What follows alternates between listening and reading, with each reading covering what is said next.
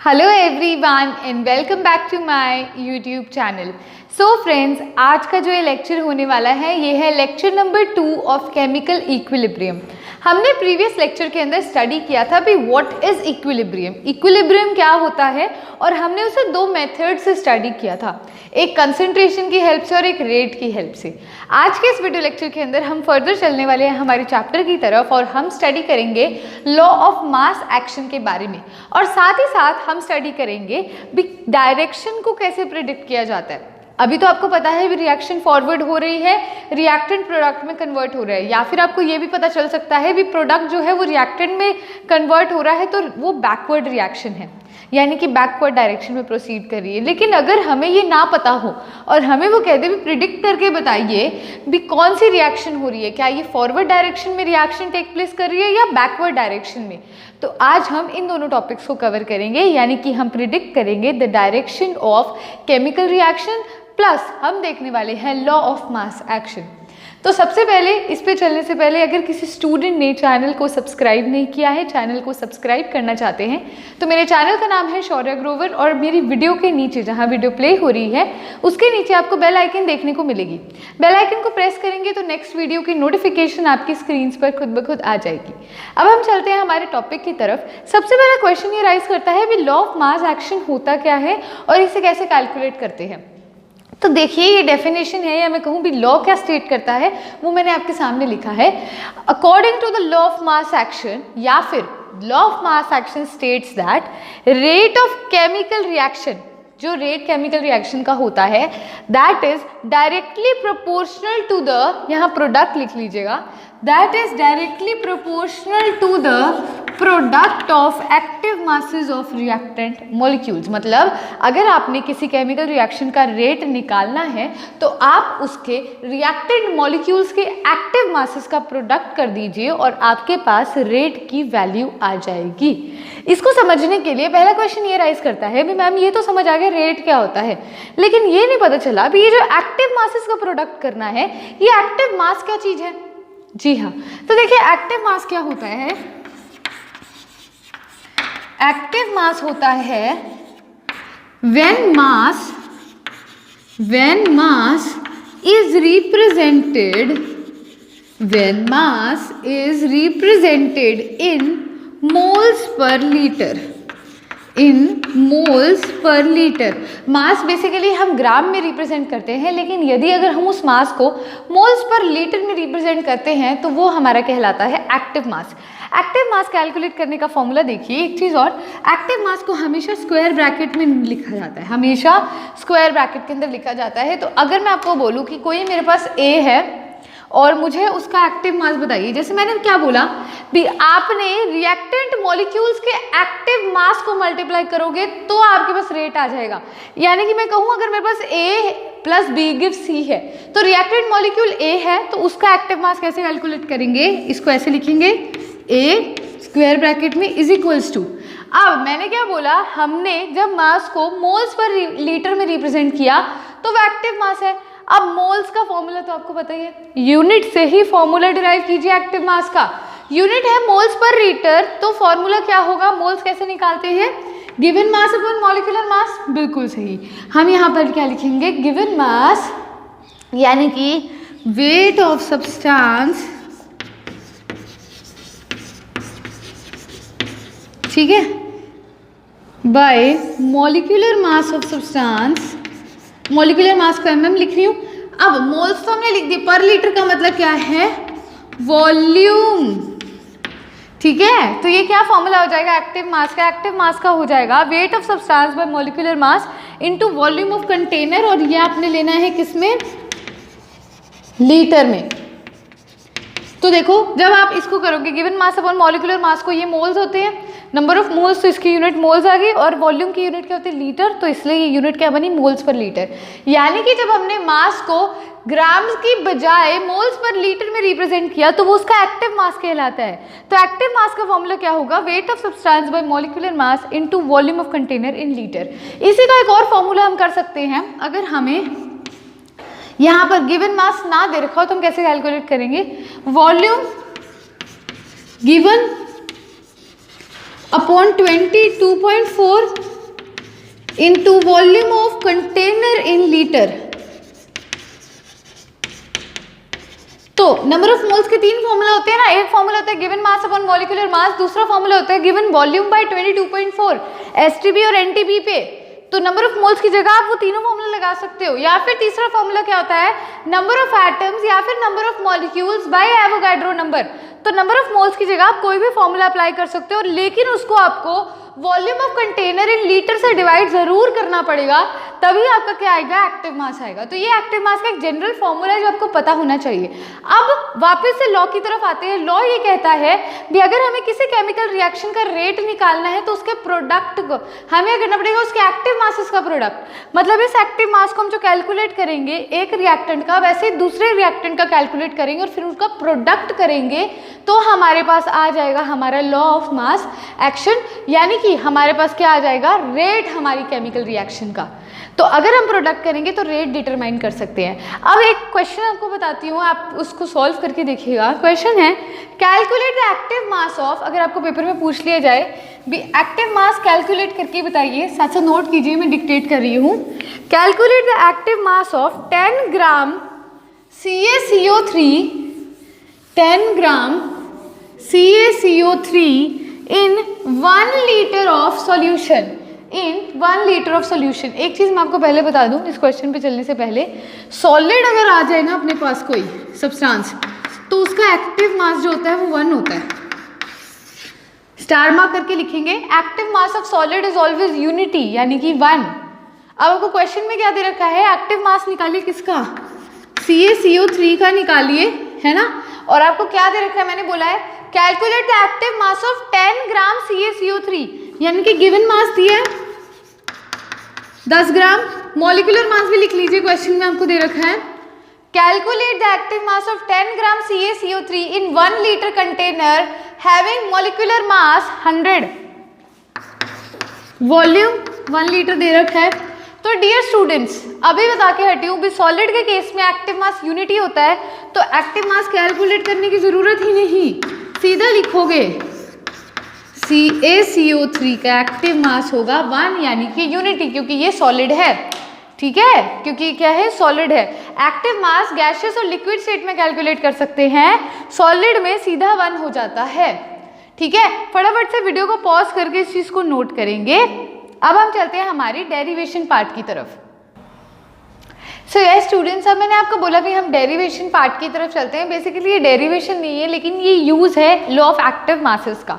अब देखिए कैसे यूज़ है, आपको पेपर में क्या दिया जाएगा, आपको बोल दिया जाएगा भी रेट ऑफ फॉरवर्ड रिएक्शन दे दी गई है, रेट ऑफ बैकवर्ड रिएक्शन दे दी गई है, इक्विलिब्रियम कांस्टेंट निकालिए। कुछ इस प्रकार के क्वेश्चन आते हैं, तो आप हेडिंग डालेंगे use of law of mass of action. क्या डालेंगे, use of law of active mass या फिर लॉ ऑफ मास एक्शन।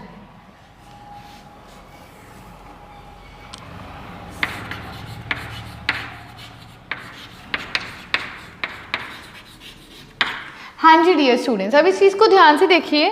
मैं आपको बोल रही हूँ let us take an example भी A+B जो है वो C+D दे रही है, और ये इक्विलिब्रियम का साइन है, आपको पता होता है ये इक्विलिब्रियम का साइन है। ये साइन क्या है, फॉरवर्ड, और ये क्या है, बैकवर्ड, यानी कि A+B C और D दे रहे हैं तो ये फॉरवर्ड रिएक्शन है, और C+D कंबाइन होकर A+B वापस से दे रहे हैं तो ये बैकवर्ड रिएक्शन है। अब according to law of mass action ये क्या स्टेट करता है, ये हमें स्टेट करता है according to this law, according to this law rate is directly proportion to the product of active masses। Forward reaction के लिए लिखेंगे फॉर फॉरवर्ड रिएक्शन, ध्यान से समझना इस चीज को। फॉरवर्ड रिएक्शन यानी कि A+B C+D दे रहा है। फॉरवर्ड रिएक्शन के लिए रेट एज्यूम कर लेती हूँ, मेरा V1 है, rate is directly proportional to the product of active masses of reactant molecules. तो यार रिएक्टेंट मॉलिक्यूल्स क्या है, A और B हैं, और हम कैसे रिप्रेजेंट करते हैं इस एक्टिव मास को, स्क्वायर ब्रैकेट से, तो हमने ऐसे रिप्रेजेंट कर दिया। अब यहाँ पर आप लिखोगे ये जो V1 मैंने लिखा है ये क्या है, rate constant for forward reaction. R लगा लेना, फॉर फॉरवर्ड रिएक्शन। ध्यान से देखो, फॉरवर्ड रिएक्शन का मतलब क्या है, रिएक्शन इधर से इधर जा रही है, A plus B C plus D दे रहा है। तो अभी मैं बोल के हटी हूँ, according to the law of mass action जो रेट कांस्टेंट होता है, यानी कि जो V1 है हमारा रेट कांस्टेंट होगा, वो डायरेक्टली प्रोपोर्शन होगा to the product of active masses of reactant molecules. तो यहाँ रिएक्टेंट मॉलिक्यूल्स है ए प्लस बी। तो पहली इक्वेशन ये हो गई। सेकेंड इक्वेशन लिखते हैं, देखिए, for backward reaction, for backward reaction. अब बैकवर्ड रिएक्शन के लिए देखिए, बैकवर्ड रिएक्शन का मतलब क्या है, सी प्लस डी क्या दे रहा है, ए प्लस बी दे रहा है। तो आप V2 मान लेते हैं बैकवर्ड रिएक्शन का rate constant. Law of mass action states that rate is directly proportion to the product of active masses of reactant molecules. अब जब बैकवर्ड रिएक्शन हो रही है, C plus D A plus B दे रहा है, तो रिएक्टेंट मॉलिक्यूल्स क्या होंगे, सी और डी होंगे। तो ये हमारी इक्वेशन क्या हो जाएगी, 2 हो जाएगी। और यहाँ पर भी लिख लीजिएगा, V2 क्या होता है अपना, rate constant for backward reaction. कौन सी रिएक्शन के लिए, बैकवर्ड रिएक्शन के लिए। अब हमारे पास क्या आ गई, इक्वेशन 1 आ गई और इक्वेशन 2 आ गई। अब हमने क्या करना है डियर स्टूडेंट्स, आप एक चीज को ध्यान से सुनेंगे, आप इस चीज को ध्यान से समझेंगे भी। अब अगर मैं इस डायरेक्टली प्रोपोर्शन के साइन को हटाना चाहती हूँ, डायरेक्टली प्रोपोर्शन के साइन को हटाना चाहती हूँ, तो यहाँ पर क्या आएगा, देखो, डायरेक्टली प्रोपोर्शन के साइन को मैं K1 और K2 से हटा देती हूँ। ठीक है, किससे हटाऊंगी, K1 K2 से। एक चीज यहाँ पे डियर स्टूडेंट्स नोट कीजिएगा, यहाँ पर मैंने आपको लिखा ना V1 रेट कांस्टेंट, यहाँ लिखेंगे rate of chemical reaction, rate लिखिएगा, only rate, not rate constant. गलती से मैंने यहाँ रेट कांस्टेंट लिख दिया, तो उसको करेक्ट कर लीजिएगा, सॉरी फॉर दैट। क्योंकि हमारा लॉ ऑफ मास एक्शन ये स्टेट करता है कि rate of chemical reaction is directly proportion. तो रेट हमारा V1 है जो डायरेक्टली प्रोपोर्शन है, ना कि रेट कांस्टेंट। तो इस चीज को करेक्ट कर लीजिएगा, दोनों तरफ रेट है। ठीक है, अब इस डायरेक्टली प्रोपोर्शन के साइन को हटाने के लिए मैं क्या लेके आऊंगी, एक रेट कांस्टेंट लेके आऊंगी। तो V1 is equals to K1 A into B, active masses of A B. ऐसे ही V2 is equals to K2 into C और डी। तो यहाँ पर K1 जो है ये है रेट कांस्टेंट फॉरवर्ड रिएक्शन का, और K2 जो है ये है रेट कांस्टेंट बैकवर्ड रिएक्शन का। तो मैं कांस्टेंट वर्ड गलती से लगा बैठी, वो रेट है हमारा। ठीक है, क्योंकि हमारा लॉ ऑफ मास एक्शन क्या कहता है, the rate of chemical reaction is directly proportional to the product of active masses. तो V1 हमारा रेट है फॉरवर्ड रिएक्शन का, V2 हमारा रेट है बैकवर्ड रिएक्शन का। इसे रिप्लेस किया डायरेक्टली प्रोपोर्शनल साइन को, तो मैंने K1 K2 लगा दिया। K1 K2 क्या है, हमारा रेट कांस्टेंट है। डायरेक्टली प्रोपोर्शन को हटाने के लिए हम कुछ कांस्टेंट वैल्यू लाते हैं, तो मैं वो ले आई। अब मैं क्या करूँगी डियर स्टूडेंट्स, आपको इतना पता है भी, जब इक्विलिब्रियम आ जाता है इसी रिएक्शन में, जब इक्विलिब्रियम आ जाएगा तो क्या होगा, rate of forward reaction is equals to rate of backward reaction. ध्यान से समझिए इस चीज को, at equilibrium.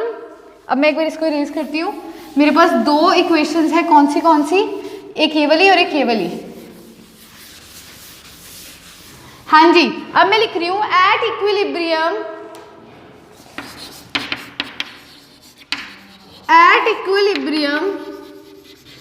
rate of forward reaction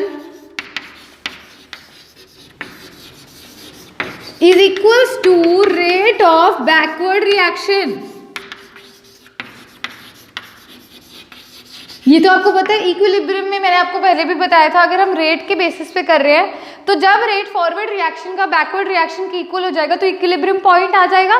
तो वही है। अब रेट फॉरवर्ड रिएक्शन की क्या थी, V1 क्या थी, फॉरवर्ड रिएक्शन का रेट कितनी थी, V1 is equals to K1 into A के एक्टिव मास और बी के एक्टिव मास का प्रोडक्ट, और V2 कितनी थी, K2 इंटू सी और इधर D।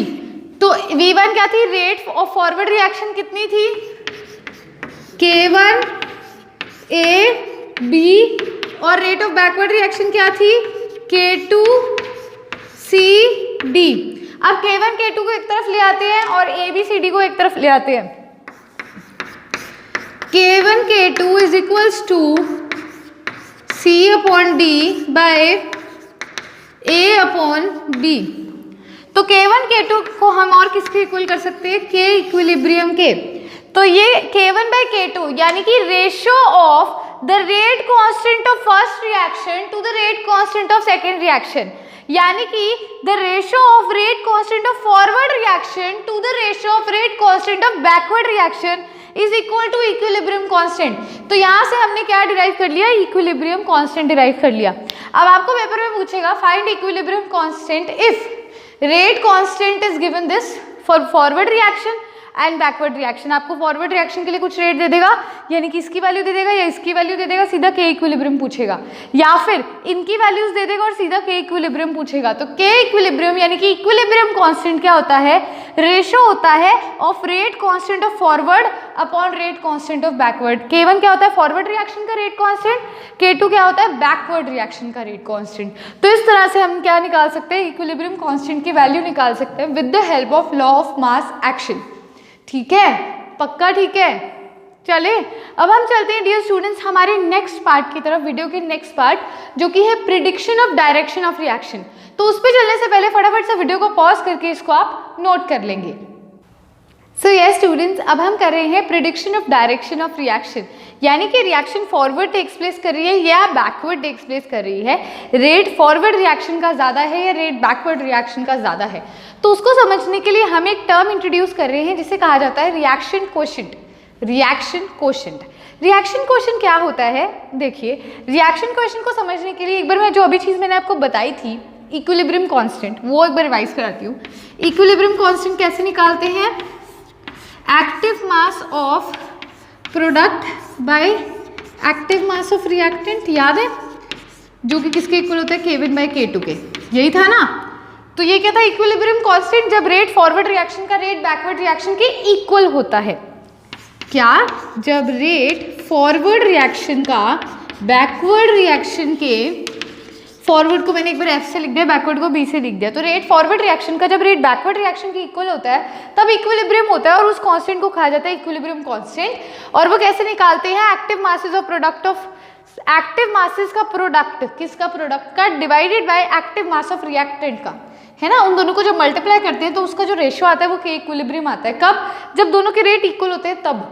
अब अगर मान लो किसी चीज़ में आपको रेट इक्वल नहीं दे रखा, मतलब वो ये तो तब अप्लाई होता है जब इक्विलिब्रियम पॉइंट आता है, इक्विलिब्रियम पॉइंट आएगा तभी रेट इक्वल होगा, तभी ये फॉर्मूला डिराइव हुआ। लेकिन अगर मान लो इक्विलिब्रियम पॉइंट ही नहीं है तो कैसे निकालोगे, तो देखिए उसके लिए at any point other than equilibrium point, equilibrium point को छोड़कर अगर कोई और पॉइंट अराइज होता है तो ratio of product of active masses of product and active masses of reactant is called reaction quotient.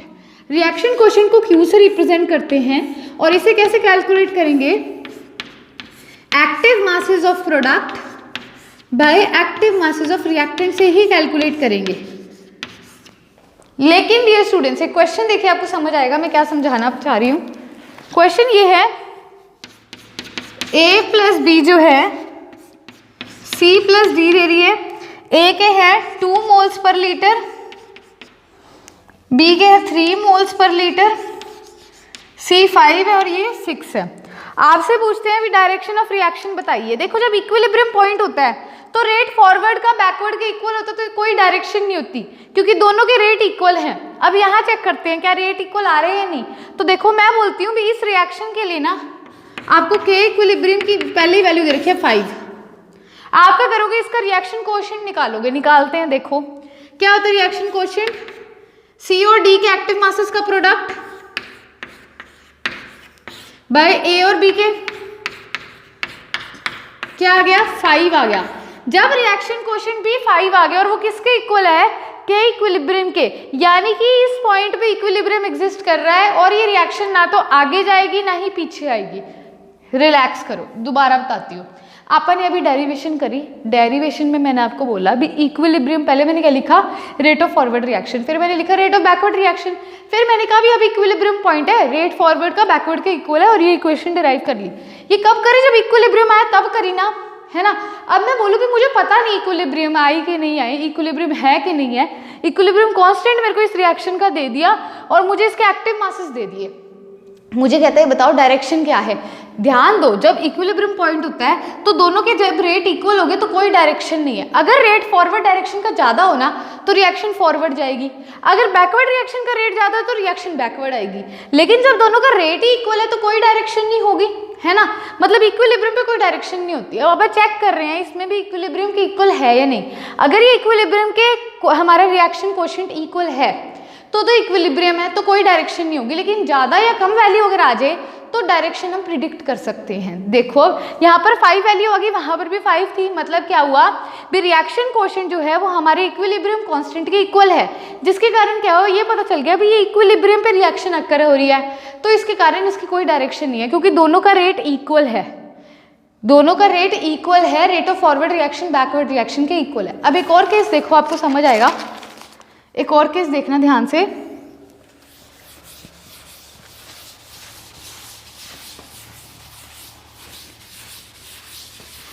मतलब पता है कि आपने को ना पेपर में के इक्विलिब्रियम की वैल्यू दे देगा, अपन ने रिएक्शन कोएफिशिएंट निकालना है, अगर तो वो के इक्विलिब्रियम के इक्वल है तो इसका मतलब ना तो रिएक्शन फॉरवर्ड हो रही है ना बैकवर्ड हो रही है, वो इक्विलिब्रियम पॉइंट है। अगर Q की वैल्यू लेस देन के इक्विलिब्रियम है डियर स्टूडेंट्स, तो रिएक्शन फॉरवर्ड डायरेक्शन में होगी। अगर Q की वैल्यू मोर देन के इक्विलिब्रियम है तो रिएक्शन बैकवर्ड में होगी, और अगर Q की वैल्यू इक्वल टू के इक्विलिब्रियम है तो ये क्या होगी, नो डायरेक्शन, कोई डायरेक्शन नहीं होगी। अब एक इसका एग्जांपल लेके दिखाती हूँ, ध्यान से देखना। A प्लस बी दे रहा है C प्लस डी, A के एक्टिव मास 5, इसका 3, इसका 5, इसका 6, निकालो इसकी डायरेक्शन। कैसे निकालेंगे, देखो क्वेश्चन निकालेंगे, पहले रिएक्शन क्वेश्चन कैसे निकालते हैं, C का एक्टिव मास इंटू D का एक्टिव मास अपॉन A का एक्टिव मास इंटू B का एक्टिव मास।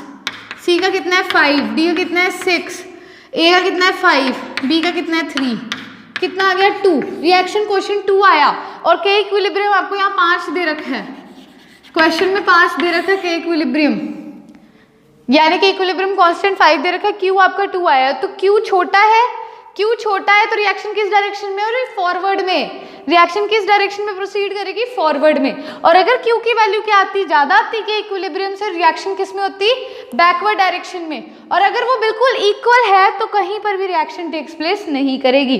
तो आपने पेपर में Q इक्वल मतलब आपने क्या निकालना है, रिएक्शन क्वेश्चन निकालना है, और इन 3 चीज़ों का ध्यान रखना है। तो इस तरह से हम क्या कर सकते हैं, अपनी डायरेक्शन प्रिडिक्ट कर सकते हैं।